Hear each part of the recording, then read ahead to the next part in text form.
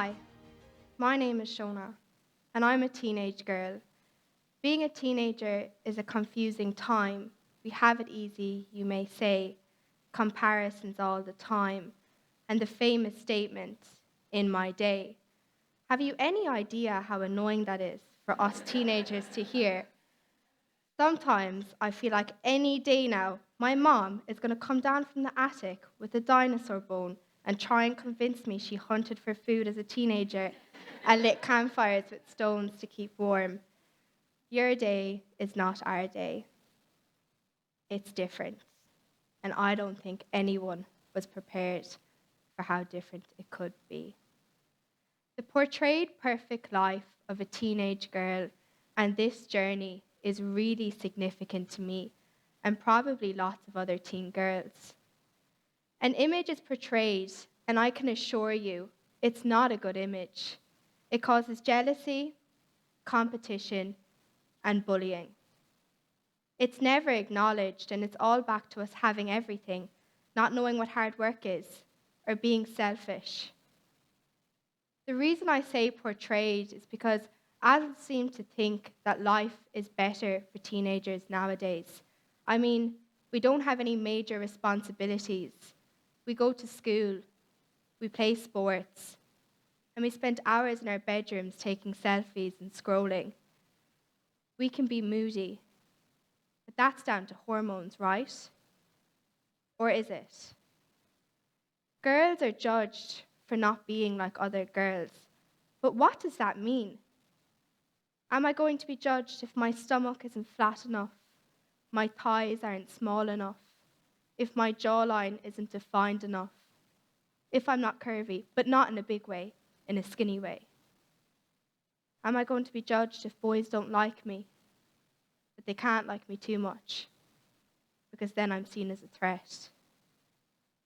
I will tell you a story about a teenage girl who could never fit in. Let's start from the beginning, shall we?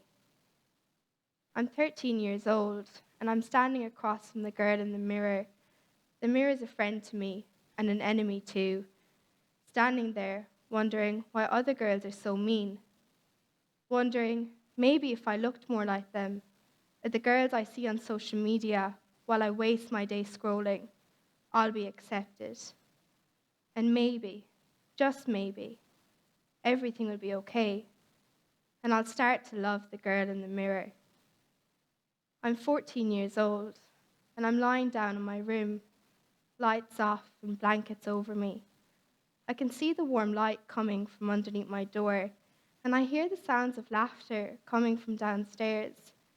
But for some reason, I feel like the most loneliest person in the world. I feel as if all the walls in my bedroom are suffocating me. I fell into the trap of wanting boys to like me.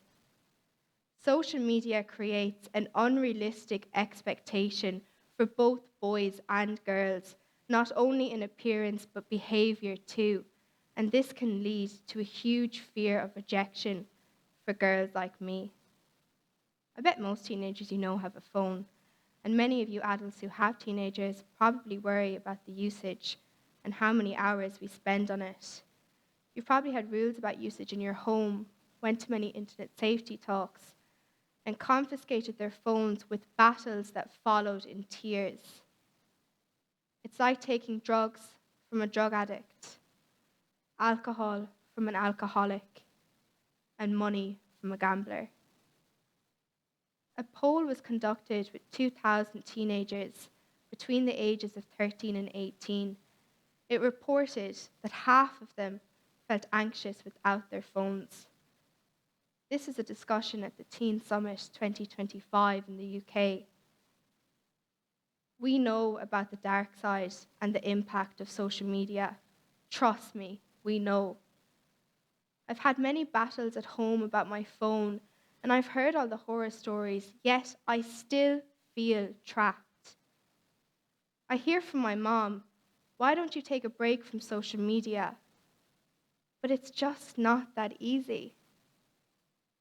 So instead, I stay in my room and I continue to scroll, wishing I looked more like the girls on my For You page.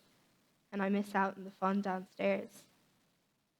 I'm 15 years old, and wow, I've the most beautiful ball gown dress on, and I'm standing in a room full of powerful women winning awards at a conference, and everyone seems so happy. And for one single moment, I finally felt accepted around these empowering women. That was until I went to school the following morning, and I felt like I had done something terribly wrong to these girls who were looking at me with an emotion I couldn't quite place at the time, so I just chose hatred. Until I finally realized it was jealousy. But I couldn't understand why. Had someone else been in my position, I would have wanted to tell them they looked pretty.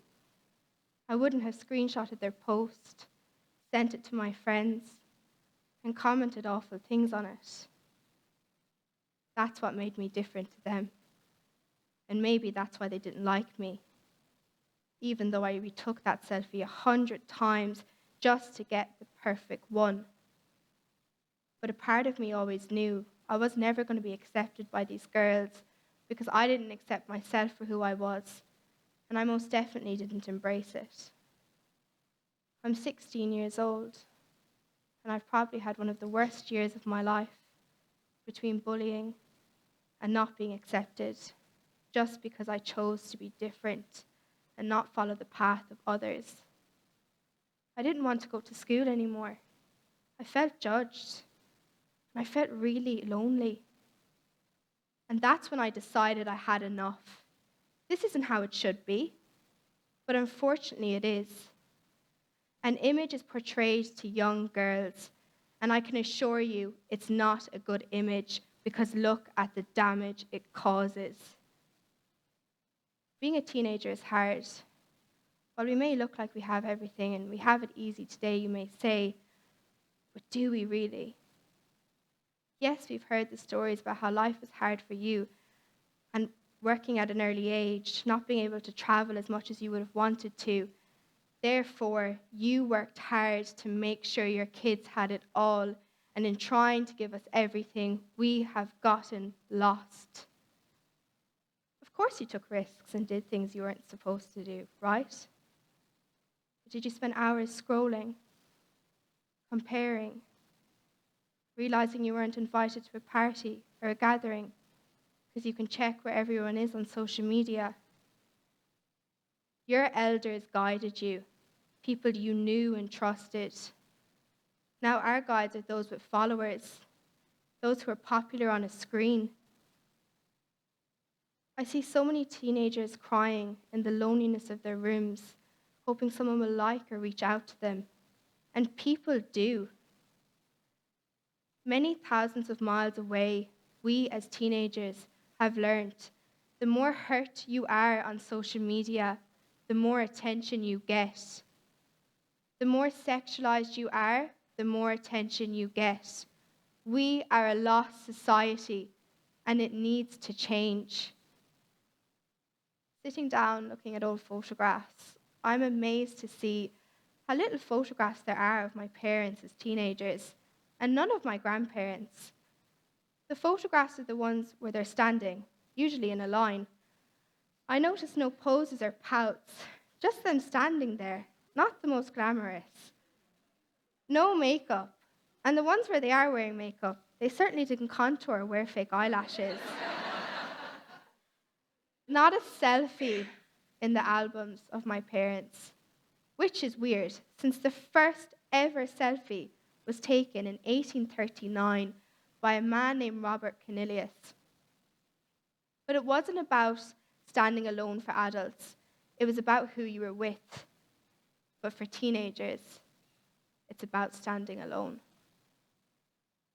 I continue to take selfies, as that's what we teenagers do. And if I'm in a photograph with someone, it needs to be checked, retaken, or deleted. That leaves me thinking about how many times I've tried to capture the perfect photograph, taking, reposting, and then deleting, just in case it causes judgment. We walk around like zombies, holding our phones. But you see, Our whole life is on them.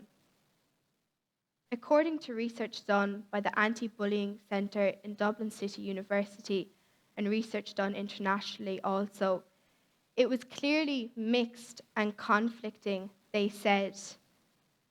Studies done on bans on smartphones showed it had little to no impact on education and well-being among students.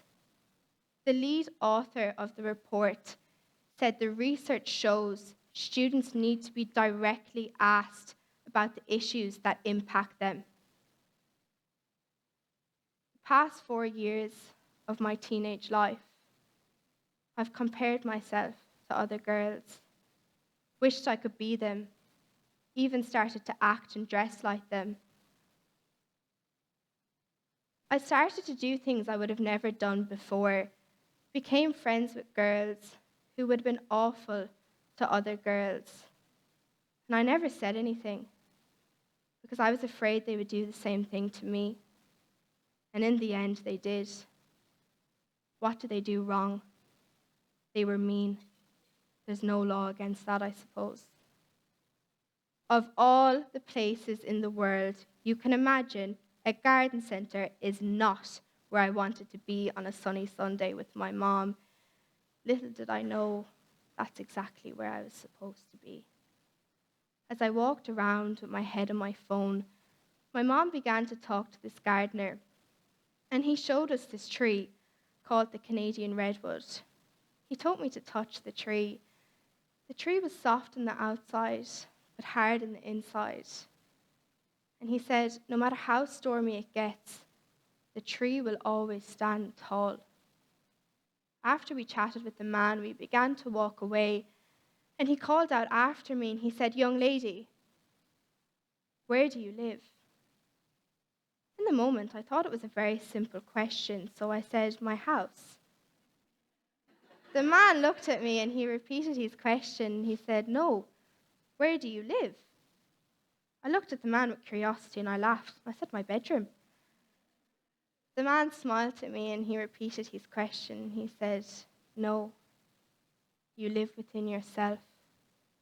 You will always live there. So look after it, respect it, and nurture it. You can imagine how I felt in this moment. He was not only a gardener, but a very wise man. It was a powerful moment, and I truly believe I was meant to hear it, because I knew I had to do something, as I no longer loved myself. I feel privileged to be standing here today on this red dot, and I know people my age will talk, screenshot, and mock me for doing this, but it's not because I'm wrong. It's because they probably relate to it the most. But it's easier to keep falling into the hole than to climb out and find our voice. So that's why I'm stepping out of my comfort zone and sharing something personal, and that's scary. But I know it's important, as I hope it will inspire other teenagers. I hope to shine a light on adults in showing you that teenagers need guidance now more than ever. I'm lucky I have my family and many supportive adults in my life, but that might not be the case for other teenagers. So that's why I'm doing this TED Talk. And I want adults to finally start finding ways to help the teenager behind the selfie. Thank you.